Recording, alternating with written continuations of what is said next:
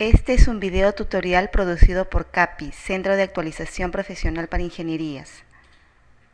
CAPI es una empresa de derecho privado cuya finalidad es promover y desarrollar diplomados y cursos de actualización profesional para ingenierías, así como la asesoría y consultoría a empresas públicas y privadas, capacitando y difundiendo las tecnologías de la construcción e investigación académica, desarrollando proyectos de desarrollo en las diversas especialidades de la ingeniería en el Perú. Visítenos en www.capi.com.pe.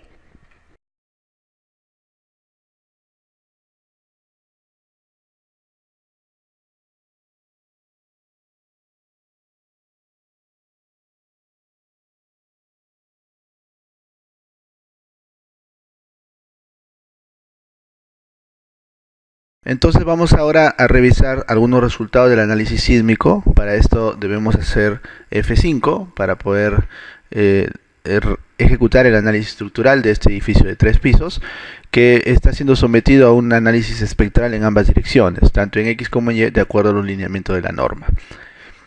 Muy bien, preguntémonos primero, por ejemplo, cuánto es el desplazamiento de azotea, ¿no? Una manera de revisar este desplazamiento es con la tecla F6, que grafica la deformada de la estructura, para el estado de carga espectral en X. Vamos a darle OK, ¿no?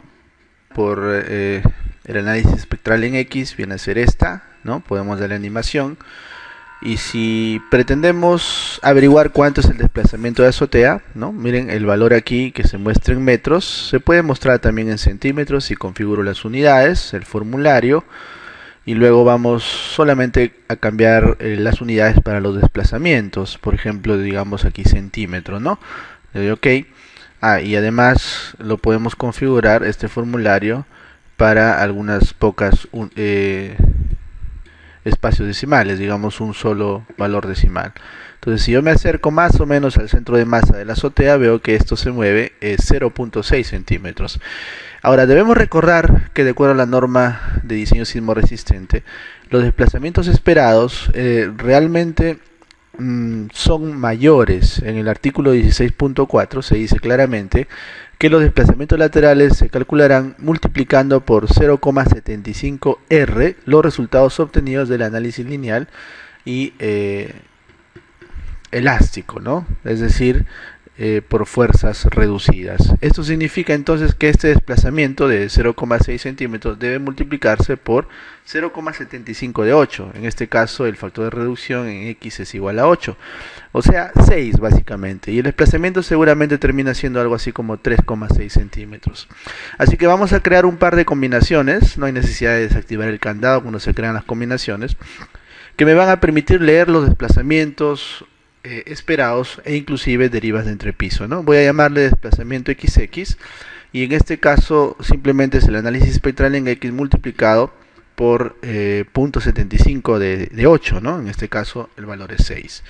Y para la otra dirección, para los desplazamientos esperados en Y, podemos usar un valor para el espectral Y de 0.75, en este caso de 3, ¿no? Que son los muros de albañilería confinada. Entonces estas dos combinaciones me van a permitir interpretar desplazamientos esperados, así como derivas de entrepiso, ¿no? Entonces yo también puedo observar estos resultados en tablas. Si me voy a display, mostrar tablas, dentro de la lengüeta análisis, resultados y desplazamientos, entre otras cosas está el tema de desplazamiento de centro de masa de diafragma. Si le damos OK, ETABS 2013 me muestra una tabla, ¿no? En esta zona donde aparecen los desplazamientos en sus 6 componentes para todos los estados de carga y todos los diafragmas, ¿no? Entonces aquí yo puedo filtrar, basta con hacer clic derecho sobre esta cabecera para mostrar solo los resultados para algunos estados de carga o combinaciones. Por ejemplo, esta combinación de desplazamiento X me interesa porque me mostraría los desplazamientos esperados en X. Y aquí están, para los 3 diafragmas, ¿no? Entonces 5 centímetros es lo que realmente esperamos que se mueva en X el diafragma D3, que viene a corresponder al diafragma de la azotea, ¿no? 3.5 para el segundo piso y 1.4 centímetros como el desplazamiento esperado para el primer piso, ¿no? En la otra dirección Igualmente puedo filtrar aquí para el desplazamiento en Y, ¿no? Y tendríamos estos valores. Ahora la componente Y es la de interés, 0.7, 0.6 y 0.3 en unidades de centímetro. Esto porque la dirección Y es más rígida, ¿no? Entonces, recordemos que lo que la norma limita no es un desplazamiento absoluto, sino más bien un parámetro geométrico que se conoce como deriva de entrepiso, distorsión o también en inglés drift, ¿no? Y este valor es limitado en la tabla número 8 de nuestra norma, dependiendo del material predominante. Por ejemplo, si se trata de concreto armado, se dice que ese límite para la deriva es de 7 por 1000 o 0,7%. Acero, 1%. Albañilería 0,5% y madera 0,010 o también 1%, ¿no? Entonces, ¿cómo observar o mostrar la tabla de derivas? Vamos al menú display, mostrar tablas, y aquí desactivo esta opción y dentro de la misma clasificación de desplazamientos podemos encontrar story drifts, que significa derivas de entrepiso, ¿no? Entonces aparece una nueva ventana, vamos a filtrar aquí primero para la dirección X, ¿de acuerdo? Y esta tabla, inclusive si le hago clic derecho por cualquier zona, se puede exportar a una hoja Excel, donde yo puedo averiguar con alguna función el valor máximo de deriva, ¿no? Entonces aquí tengo otra vez los diafragmas, la combinación para la cual he filtrado, ¿no? El nudo que representa el valor máximo de deriva entre piso, el ítem y el valor propiamente de la deriva y la coordenada en la que se ubica ese valor máximo, ¿no? Entonces vamos a averiguar su máximo valor, en este caso con la función max de Excel de esta columna, ¿no? Y vemos cuánto es el límite para la dirección X, ¿no? Entonces aquí yo puedo agrandarlo un poquito y veo que estoy en 0,0069, siendo el límite de la norma 0,0070, ¿no? Entonces podemos decir que la estructuración es aceptable en esa dirección. Vamos a ponerle unidades más entendibles, por ejemplo ahí, ¿no? 0,69%, lo cual indica que el diseño está ok. Ok, porque esto es menor que 0,70%, que es el límite para concreto armado, ¿no? Entonces, básicamente cumplimos con una buena estructuración en esa dirección. Vamos a guardar este archivo, ¿no? Como por ejemplo, en este caso, derivas en la dirección X, ¿no? Y veamos cómo está la otra dirección. Igual vamos a cambiar el filtro en la cabecera de las combinaciones y ahora movemos a la dirección Y. Entonces, para calcular el valor máximo, clic derecho, exportar Excel, generamos la tabla en Excel, la cual también puede ser manejable, ¿no? Aquí vuelvo a calcular el máximo valor de deriva, ¿no? Y además recordemos que esto está en función de los desplazamientos esperados, por eso usamos la combinación que amplifica los desplazamientos, ¿no? Vamos a ver aquí cuál es su máximo valor y nos damos con la grata sorpresa de que esto también es mucho menor que el 0,50% que se usa como límite para muros de albañilería, ¿no? Entonces estamos ok, ¿no? Ahí está, estamos ok en ambas direcciones con una estructuración adecuada, ¿no? Vamos a grabar este archivo también dentro de nuestra carpeta como derivas en la dirección YY, ¿no? Y así vamos generando entonces resultados que confirman que la estructuración es adecuada. Si en caso no se cumple con este tema de las derivas de entrepiso, tenemos que reestructurar, rigidizar la dirección que sea conveniente, ampliando, de pronto peraltando secciones de columna, agregando placas o también peraltando las vigas en última instancia, ¿no? Dependiendo por supuesto de las restricciones arquitectónicas. Otro de los resultados que nos es de particular interés es la fuerza cortante en la base. Esto porque tenemos que aplicar una corrección, ¿no? Para esto vamos a implementar un análisis estático muy rápidamente. Desactivo el candado. Y el análisis estático, sísmico estático, se puede implementar muy rápidamente desde este menú, Load Patterns, ¿sí? Lo agregamos como por ejemplo estático en X y basta con decir que el tipo es sísmico, ¿no? Y aquí yo podría generar de manera automática la distribución de fuerzas laterales dependiendo del código, pero como no tenemos nuestro código vamos a usar un coeficiente, ¿no? Vamos a darle a agregar En la otra dirección también hacemos lo mismo, ¿no? Y para configurar los parámetros de este análisis sísmico estático le damos modificar acción lateral, ¿no? Entonces en este caso queremos que el análisis sea exclusivamente en X, desactivo las otras componentes que eventualmente podrían incluir hasta excentricidades, ¿no? Excentricidades positivas o negativas. Luego indicamos el coeficiente, ¿no? Lo que llamamos el coeficiente sísmico, es el sux entre R, ¿no? De eso lo podemos estimar también en nuestra hoja Excel, ¿no? ZUCS entre R, para, digamos, calcular el coeficiente sísmico para el cortante basal estático. Entonces este valor debe ser 0.4, o vamos a usar los valores acá, 0.4 por 1.5. Normalmente C se toma como un valor de 2.5, solo para el cortante basal estático, ¿no? Multiplicado por el factor de suelo, y en este caso, ¿no? Vamos a tener dos. Primero el DRX, que vendría a ser un 8, ¿ok? Ese es su valor. Y luego tenemos el DRY, así que copiemos la misma fórmula, es la misma fórmula, pero con RY, ¿no? En este caso tendremos que RY es igual a 3. Y ahí están los valores. Y por supuesto vemos que entonces en la dirección X, la interpretación física de esto es que el cortante en la base es más o menos un 26% del peso de la estructura, ¿no? Vamos a escribirlo aquí en nuestro programa de tabs como 0.26, para ser exacto, con 3 decimales, 0.263. Muy bien, 0.263. Este es el coeficiente de la forma que tiene la distribución de fuerzas laterales. Si lo dejamos como 1, es una distribución triangular invertida. Y el rango de aplicación de las cargas va desde la base, ¿no?, hasta la azotea, que es el piso número 3. Al darle OK, automáticamente tenemos implementado un análisis estático en X. Lo mismo hacemos con la dirección Y, modificamos. En este caso solo nos interesa el análisis en Y, ¿no? Las excentricidades por ahora ya la estamos contemplando en el análisis dinámico, así que aquí no lo vamos a usar porque solo me interesa saber el cortante basal estático, ¿no? El coeficiente para la otra dirección se ha determinado como 0.70, un 70% del peso es el que se aplica como acción sísmica en la dirección Y, y luego los demás parámetros se conservan al igual que en la dirección X, ¿no? Entonces si yo le doy F5 en este momento, analizamos la estructura, podríamos comparar esos cortantes en la base, ¿no?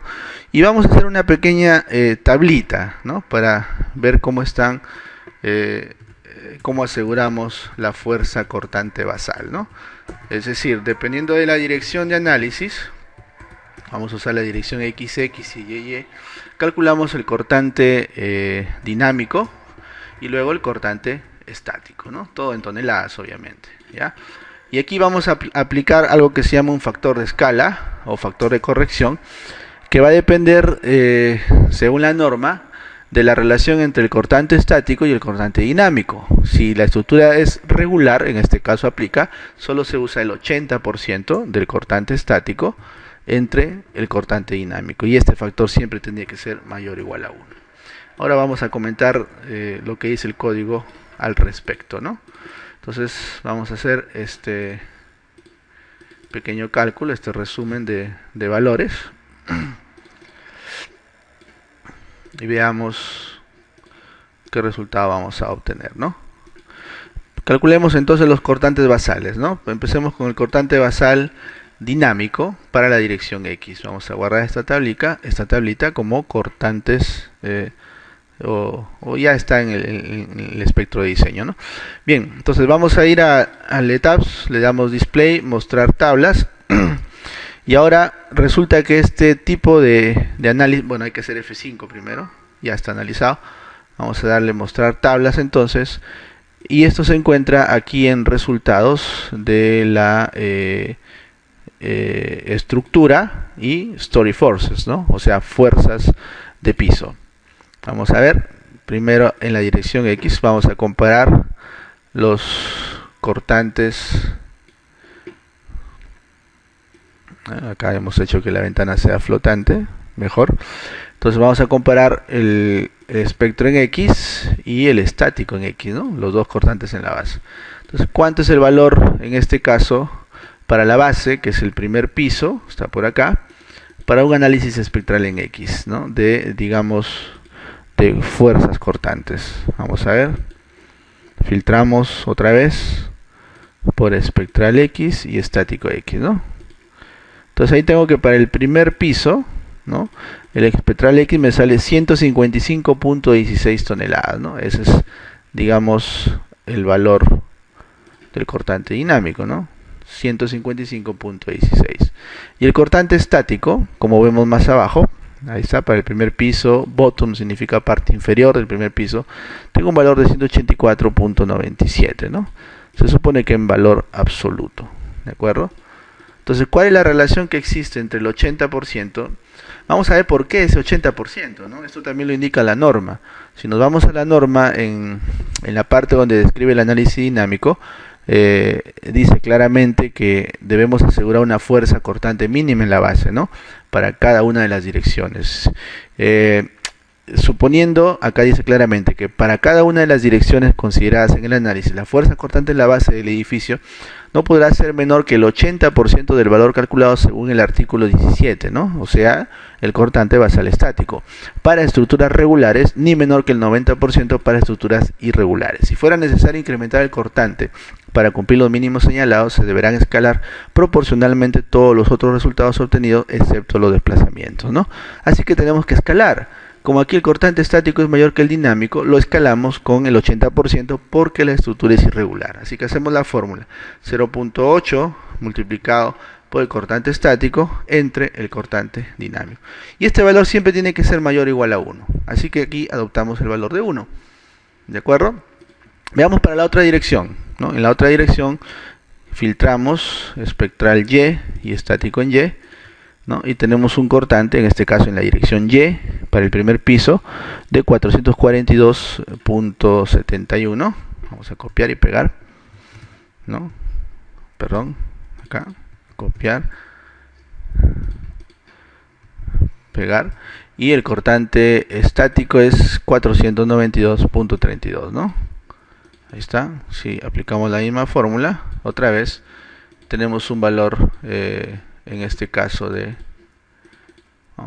¿no?, de 1, porque otra vez, miren, 80% por el cortante estático entre el cortante dinámico nos da un valor menor a 1. Entonces adoptamos un valor de 1. Estos son los factores que se deben usar para los estados de carga sísmica en las combinaciones de diseño, ¿no? Así que finalmente las combinaciones con las que debo diseñar esta edificación, ¿no?, vamos a cerrar esto, van a ser las siguientes, típicamente de acuerdo a nuestra norma, ¿no? Tenemos una combinación de gravedad, combinación última 1, que es 1.4 de carga muerta, ¿no?, más 1.7 de carga viva, la primera combinación. La combinación 2 con sismo en X es 1.25 de carga muerta, 1.25 de carga viva, y acá viene el sismo en X del análisis espectral, multiplicado por este factor de corrección, ¿no?, que nos ha dado 1. El otro es igual, pero como una copia, vamos a agregarlo con la dirección Y, CU2Y, donde cambiamos el espectral en Y, y el mismo factor, ¿no? El factor sigue siendo 1. Agregamos uno nuevo, combinación última 3X, ¿no?, donde vamos a tener 0.90 de carga muerta, más sismo en X por su factor de escala o factor de corrección, ¿no? El otro también es parecido, solamente cambia la dirección, CU3Y, carga muerta más espectral en Y también por 1. Y tenemos estas 5 combinaciones que se deberían usar eventualmente para el diseño estructural.